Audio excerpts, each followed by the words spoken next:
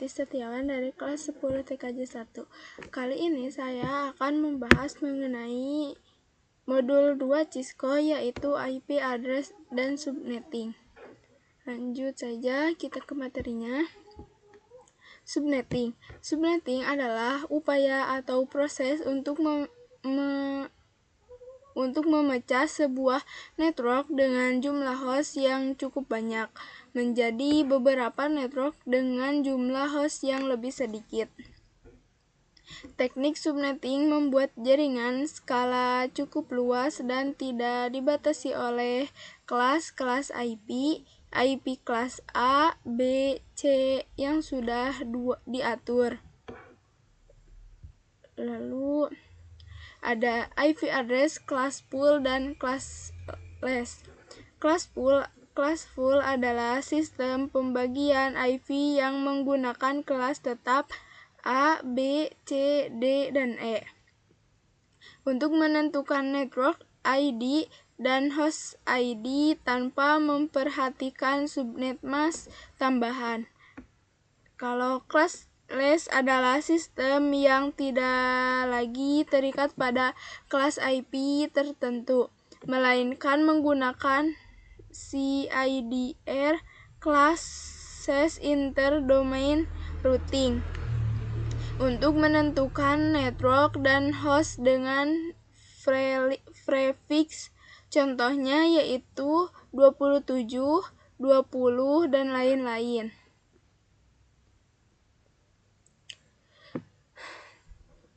Subnet mask adalah identitas atau batas wilayah dari sebuah jaringan IP. Network blok subnet, alamat pertama pada subnet, berfungsi menandai jaringan. Host alamat IP yang dipakai perangkat, visi, server, dan lain-lain. Dalam jaringan broadcast, alamat terakhir dalam subnet digunakan untuk mengirim pesan ke semua host dalam jaringan. Subnet mask contohnya IP-nya 128.6.432.16.8.421. Network blok subnet 256, total IP X 2N sama dengan N. Host 2H strip 2 sama dengan H. Broadcast H 1 plus B. Di sini ada IP 192.168.1.2.90/27.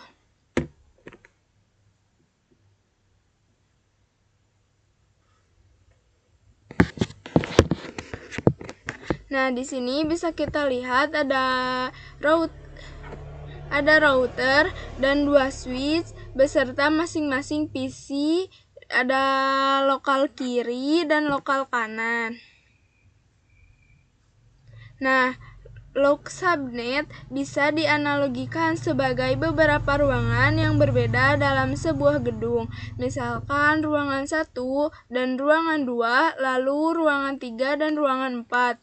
Itu mewakili setiap network, yaitu jaringan yang berbeda. Perangkat yang berada di dalam blok subnet yaitu jaringan yang berbeda. Perangkat yang berada di log subnet atau satu network dapat saling bertukar data dan berkomunikasi secara langsung. Namun, perangkat yang berbeda pada blok subnet tidak dapat berkomunikasi langsung karena jaringannya berbeda. Nah, jadi ini belum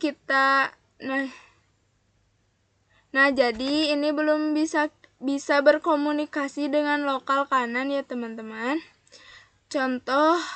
Contohnya komputer di network 1 tidak bisa langsung mengetahui atau menerima data di komputer 2.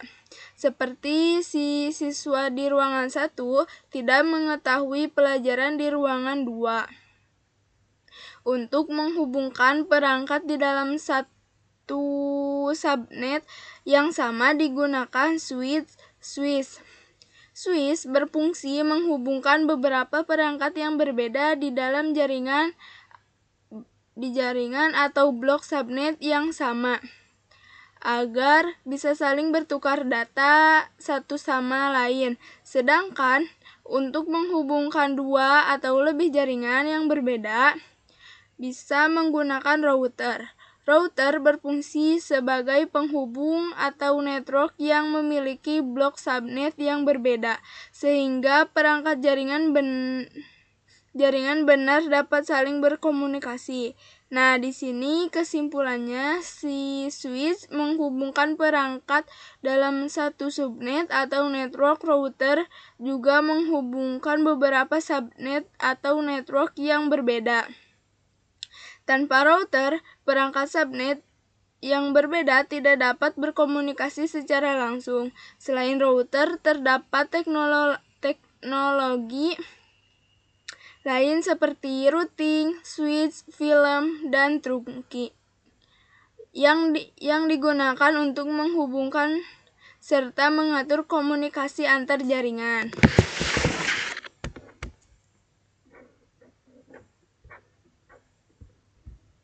Lalu di sini kita akan bahas CIDR, Classes Interdomain Routing.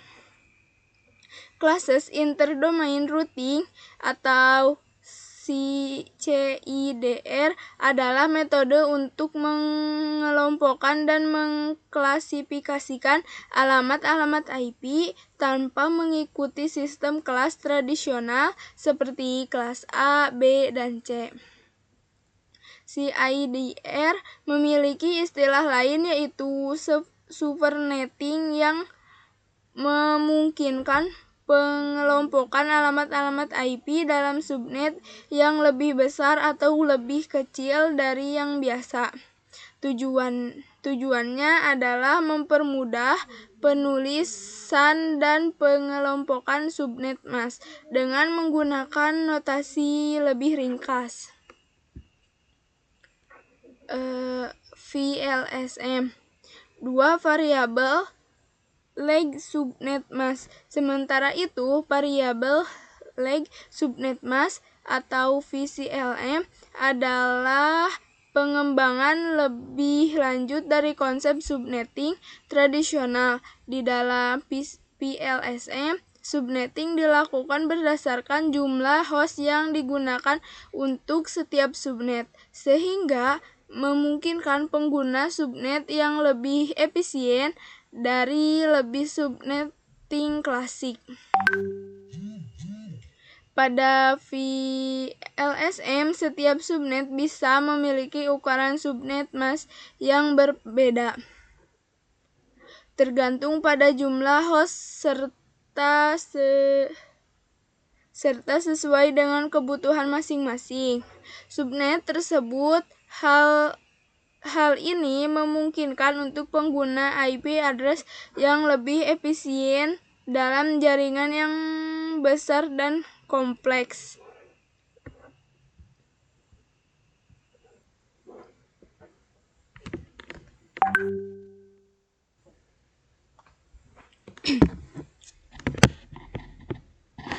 Nah, lanjut, sebelum kita mempelajari CIDR, di sini kita bisa lihat dulu bits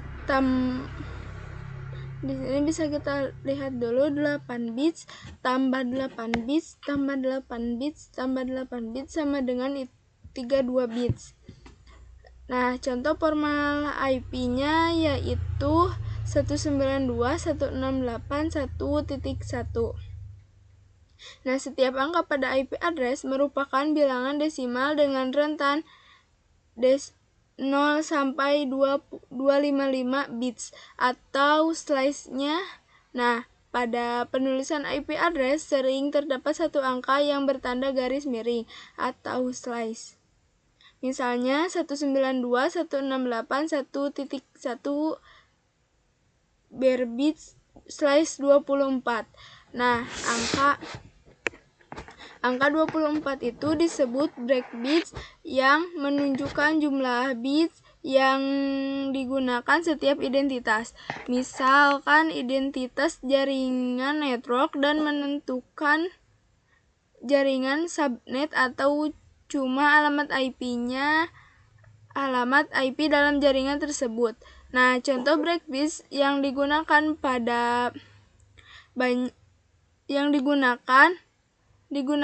ada banyak, mulai dari 24, 25, 26 sampai 30. Nah, itu kelas pool dan kelas slash.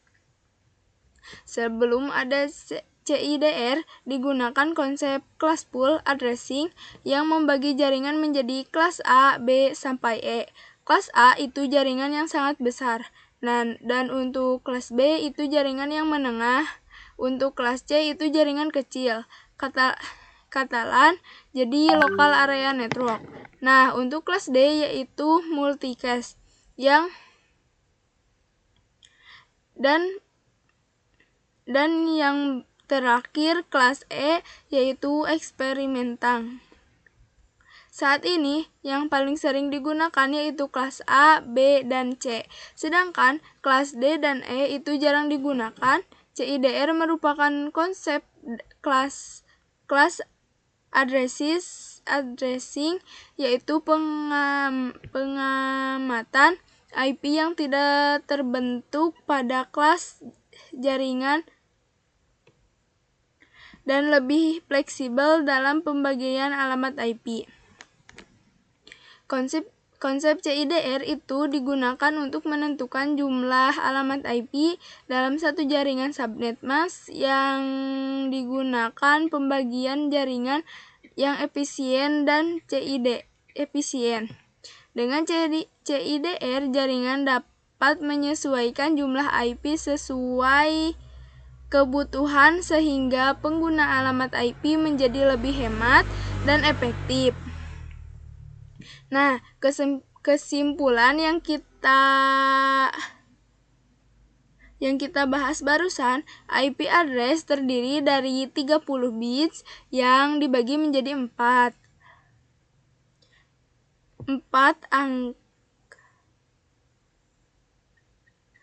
angka setelah tanda breakbits. Nah, disebutnya breakbit ini digunakan dalam CIDR untuk menentukan ukuran jaringan jumlah alamat IP dan subnet mask yang digunakan.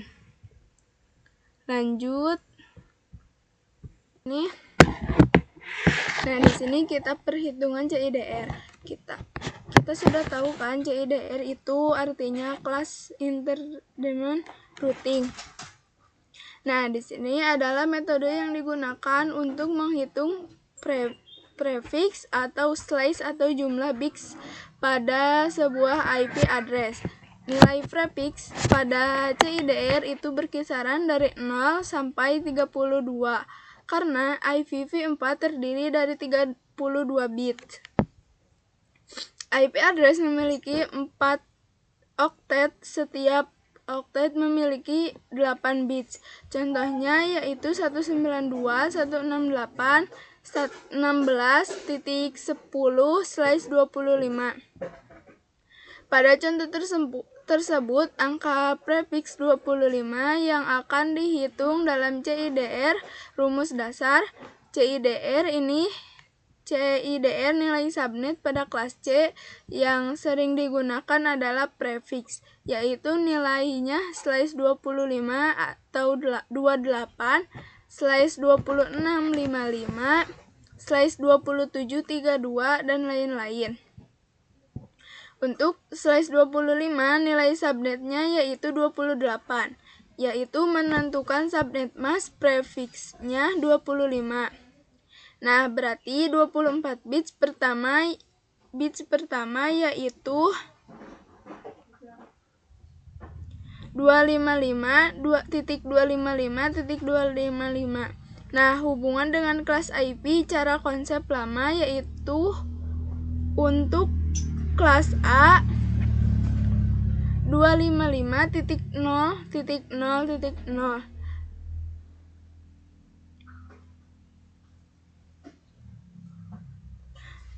Lalu slice 8. Untuk kelas B yaitu 255.0.0.0 slice 16, dan untuk kelas C 255.255.0 slice 24. Nah, karena prefiksnya itu slice 25, berarti setelah 24 mereka masih termasuk jaringan dari kelas C. Jadi kesimpulannya, CIDR berfokus pada menentukan prefiks subnet mask dan jumlah alamat IP dalam suatu subnet. Lalu untuk VLMS digunakan untuk menagih tagihan yang rinci. Network address, host address, black bucket address, jumlah host yang digunakan. Lalu nah, di sini ada tabel IP yang akan digunakan nantinya. Lalu di sini ada subnet mask, ada 2 ya. Nah, yang pertama itu subnet mask IP-nya 128.6432.16.8421. Ya, seperti ini ya, teman-teman. Lanjut saja kita ke aplikasi Cisco-nya. Simulasi ini kita akan lakukan saja beberapa konfigurasi dengan menggunakan IP address dalam jaringan yang sama dan berbeda untuk memahami cara kerja subnet mask-nya. Nah, yang pertama itu kita akan menghubungkan 2 PVC dalam blok subnet, yaitu konfigurasinya kita akan menggunakan terlebih dahulu 2 PVC. Kita akan coba tambahkan dulu ya.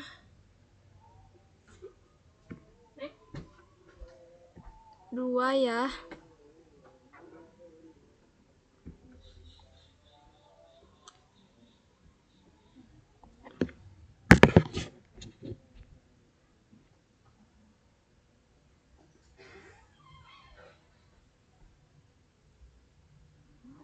Lalu kita di sini akan coba memasukkan IP-nya. Kita masuk dulu ke PVC 1.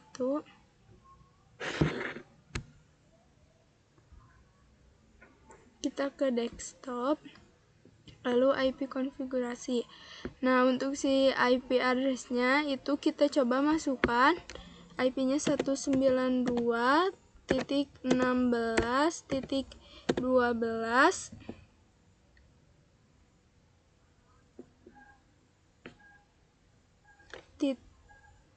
1, lalu enter.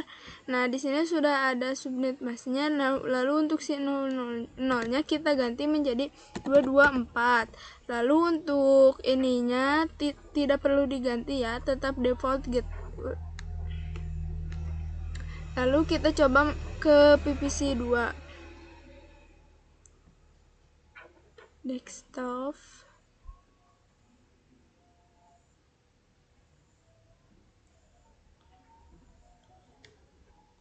Satu 1.16.12.2.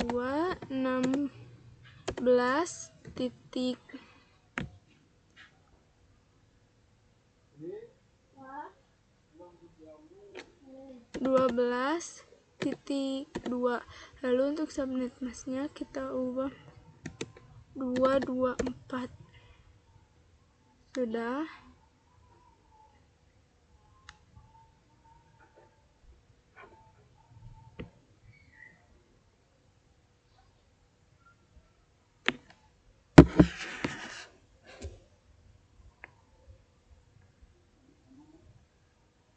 Lalu jika sudah, kita akan coba sambungkan menggunakan kabelnya.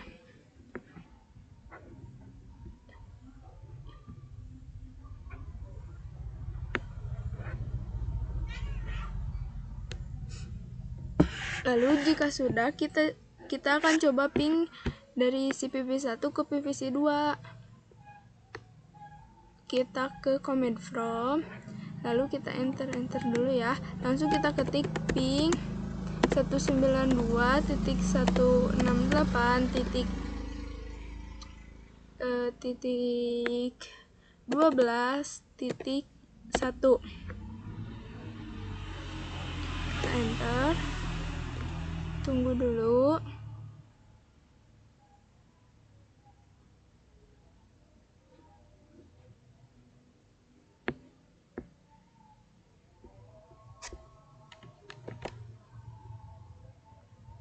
Di sini tuh gagal ya teman-teman. Kita coba lagi ping si PVC 2 19. Oh, sepertinya IP-nya salah ya. Kita coba ulang lagi. 192.1. Oh, bukan 168. 16.12.1. Kita coba lagi ya. Nah, ini sudah berhasil ya teman-teman. Kalau tadi itu salah ya, di sini salahnya harusnya tuh 16 bukan 168. Maaf ya. Kita coba lagi PVC 2 ping lagi. Ping 192.16.12.2. Kita coba. Bismillah, semoga berhasil. Nah, sudah berhasil ya teman-teman.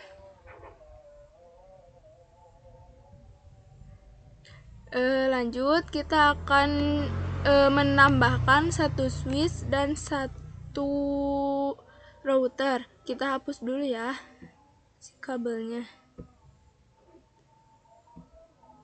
Oh, maaf ya, kehapus.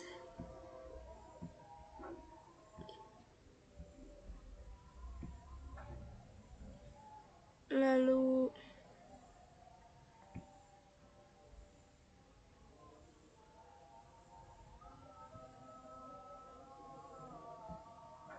switch dan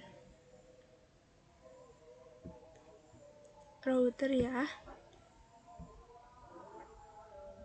Sudah, jika sudah, di sini saya akan menjelaskan terlebih dahulu. Sebelumnya mohon maaf ya teman-teman, di sini tuh kita membutuhkannya 3 PVC dan 1 switch ya, bukan router. Lanjut saja, di sini kita akan coba menghubungkan si 1 ke switch ya, menggunakan kabel.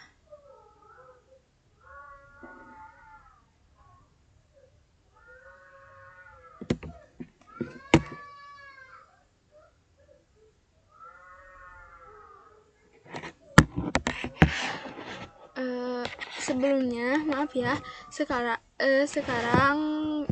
saya akan coba menjelaskan terlebih dahulu fungsi switch. Switch berfungsi untuk menghubungkan banyak perangkat dalam satu jaringan. Namun, switch hanya dapat meneruskan komunikasi antar perangkat yang berbeda dalam jaringan yang dapat dijangkau secara langsung.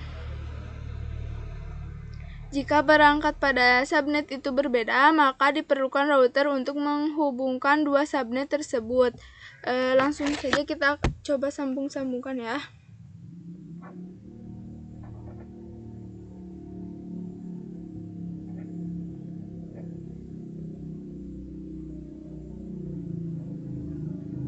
Nah, di sini kita coba lihat IP-nya ya.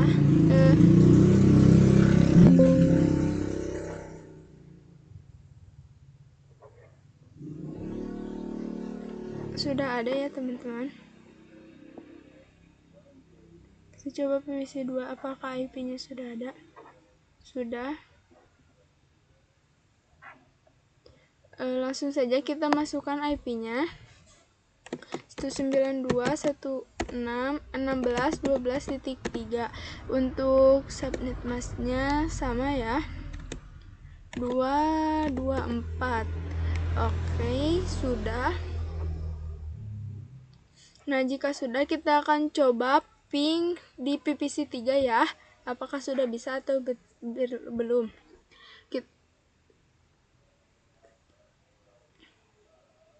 Kita akan coba ping ke PVC 2 dan PVC 1. Ping 92.16.12.2 dulu ya. Kita coba ping. Enter. Nah, sudah berhasil ya teman-teman. Kita coba lagi ping ke PVC 1. 192.16.12.2. 1 berhasil. Langsung saja kita coba ping ke PPC 3-nya.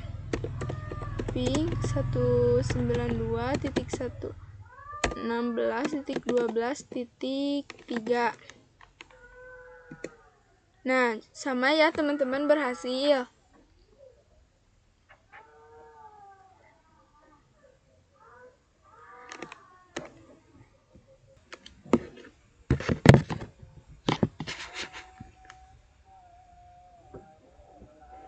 Nah, sekarang kita akan coba jika si IP-nya itu berbeda.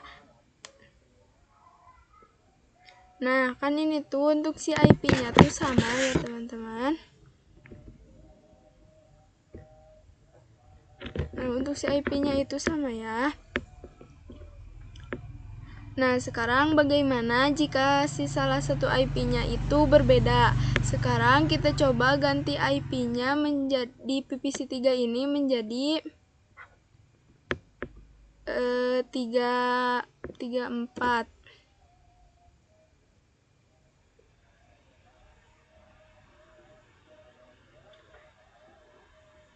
Langsung kita coba ping di PPC 1.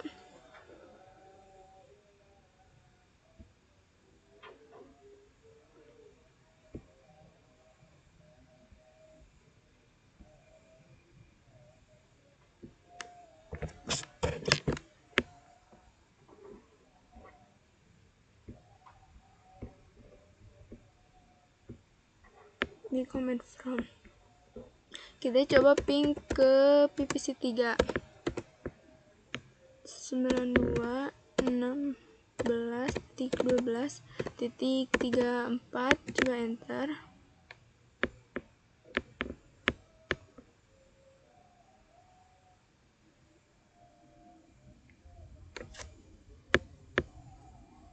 Nah, ini tuh udah pasti tidak bisa ya teman-teman. Kita coba ubah lagi ya IP-nya.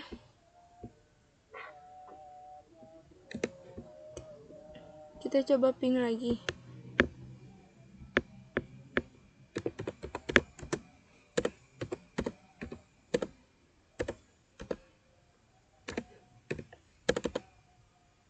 Titik 3.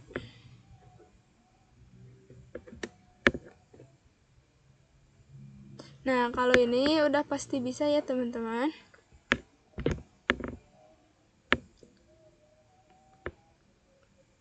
Kesimpulannya, perangkat dengan IP blok subnet yang berbeda, blok subnet yang sama dapat saling berkomunikasi.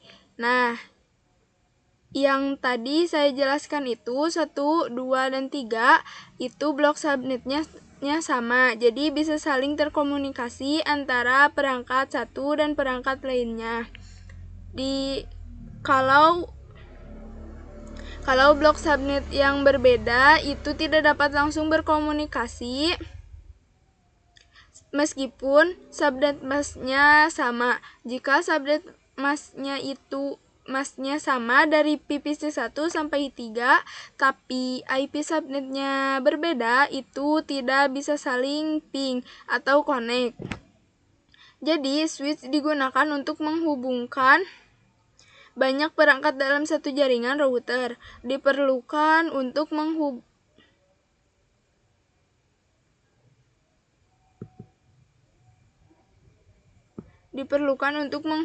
jaringan atau subnet yang berbeda. Nah, di sini kan kita belum menggunakan router. Jadi router masih menggunakan switch. Jadi belum bisa ping atau subnetnya yang berbeda.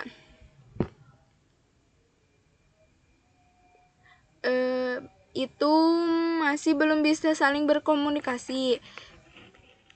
Nah, jadi sekarang diperlukan satu router.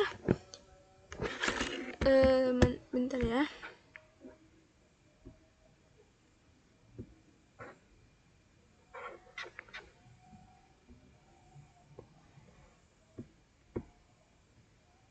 Satu router. Kita simpan di tengah-tengah. Lalu kita memerlukan 1 switch dan 3 PVC ya.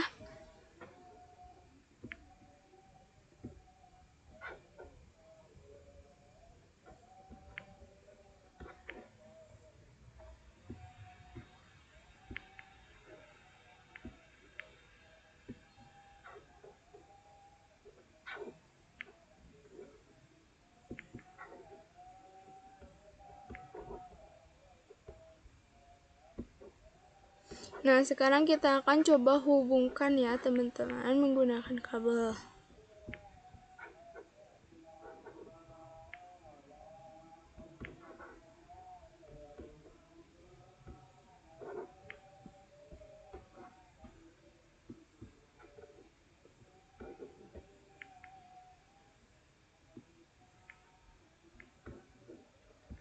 Lalu kita akan coba hubungkan si switch, 2 switch ini ke routernya.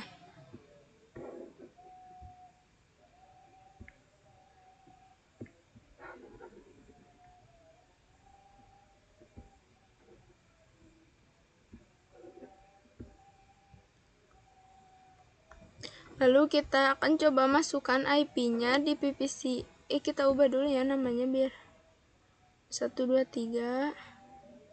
Ini coba kita ubah menjadi PVC 4. Ini PVC 5. Ini PVC 6 ya teman-teman. Kita coba masukkan IP-nya. Desktop, IP configuration. Nah, kita coba masukkan IP-nya 192.16.12.33. Subnet masknya kita sama ya seperti tadi 224. Sudah, kita ke PVC 5.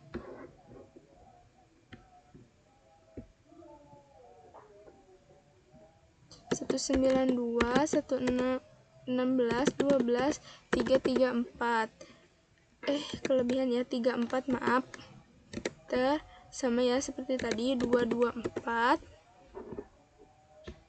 Kita ke PVC 6.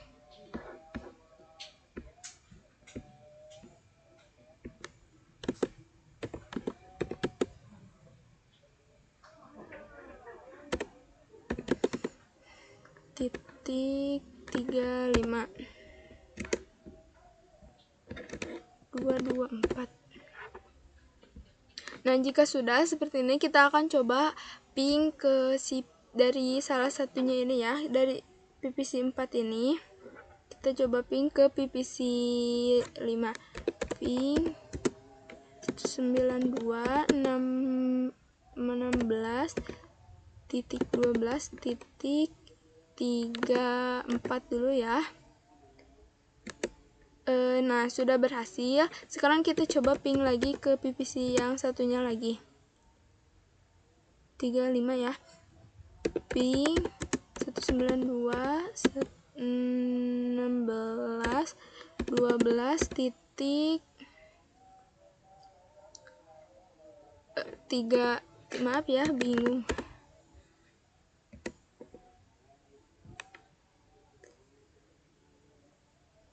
Oh, sepertinya saya salah ngetik. Ya udah ya, gak apa-apa, pasti itu sudah bisa. Sekarang kita akan coba ping ke PVC yang ini ya teman-teman, yang lainnya.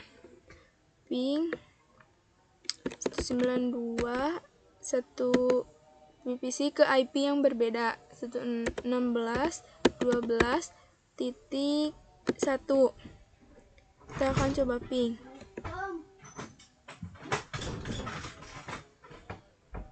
Nah, untuk si ping ini tuh udah dipastikan tidak akan berhasil ya teman-teman, dikarenakan kita belum konfigurasi ke routernya terlebih dahulu. Kita akan coba konfigurasi di routernya ya teman-teman. Kita ke konfigurasi, pilih gigabit ether 1, ke CLI, lalu kita coba masukkan interface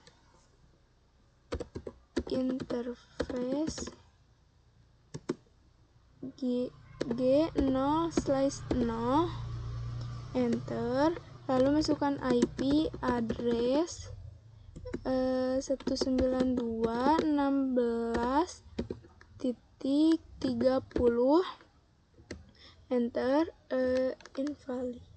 Kita coba lagi yang interface G0/1, enter. Ini tuh invalid ya teman-teman, tapi tidak apa-apa, kita akan coba konfigurasi di PPC-nya ya teman-teman. Langsung saja kita ke PPC 1. Kita pilih ke IV konfigurasi, kita masukkan di sini tuh ada menu default gateway. Nah, di sini tuh kita bisa ganti menjadi 192.16.30 ya teman-teman. Memasukkan IP yang tadi sudah kita konfigurasi. Ada 12-nya ya. 30.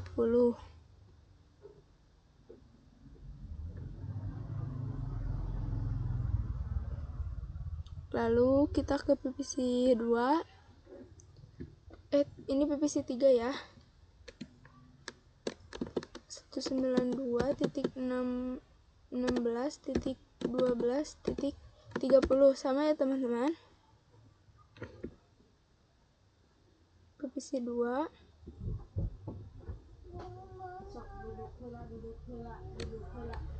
Satu 92.16.12.30.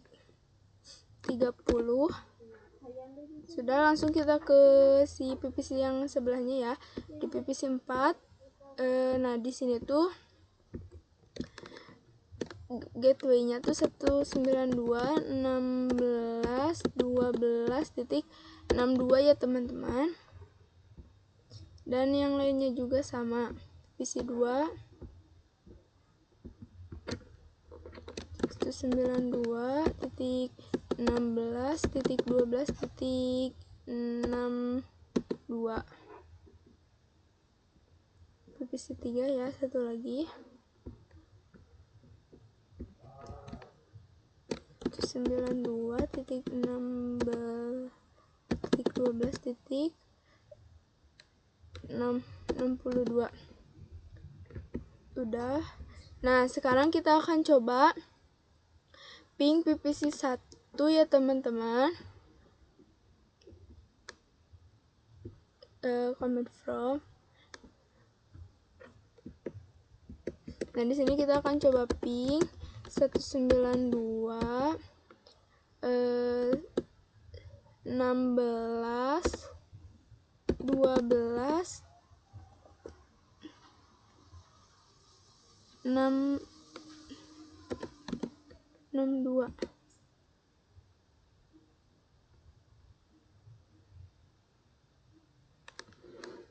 Nah, kalau misalnya tuh ada timeout ini tuh tidak apa-apa ya teman-teman. Mungkin ini tuh kayak masih diproses gitu ya teman-teman.